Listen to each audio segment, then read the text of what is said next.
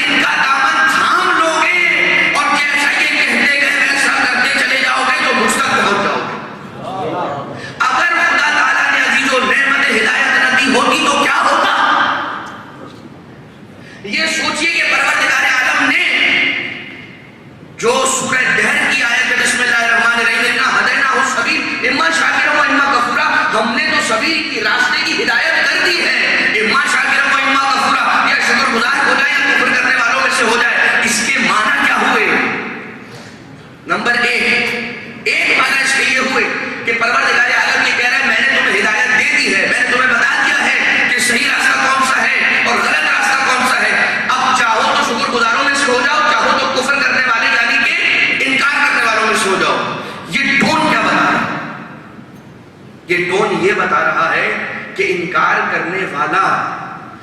جانتے بوجھتے انکار کر رہا ہے۔ انکار کس چیز کا کیا جاتا ہے؟ ایک چیز سامنے لا کر رکھی، ہاں میں جانتا ہوں مگر میں نہیں، اس راستے کو میں نہیں فالو کرتا، اور پروردگار کیا کہہ رہا ہے؟ اگر اس راستے پر چلے کہ جو میرا بتایا ہوا راستہ ہے، جس پر میں نے اپنی جانب سے ایسے ہادی اور ایسے رہبر اور رہنما مقرر کیے، اور کیجئے راضی ہو کہ جو میری جانب سے معین تھے، جنہیں میں نے امام بنا کر دنیا میں بھیجا تھا، دنیا والوں میں سے کسی نے انہیں امام نہیں بنایا تھا، اگر ان سے اگر مجھ تک پہنچنا چاہتے ہو تو ان کا دامن تھام لو، اور اگر کسی اور کا دامن تھامو گے تو کہیں بھی پہنچ جاؤ گے، مجھ تک نہیں پہنچ سکتے۔ اور اگر تم نے ان سے تمسک اختیار کیا تو مجھ تک تو پہنچو گے ہی پہنچو گے، مگر یاد رکھنا تمہارا نام شکر گزاروں کی فہرست میں لکھ دوں گا، میرا شکر کرنے والوں کی فہرست اس کے معنی یہ ہوئے کہ قرآن کریم کی آیت کہ جس کے اندر یہ ہے کہ قلیل من عبادی الشکور، مگر سب کچھ بتا دینے کے بعد بھی قلیل ہیں ان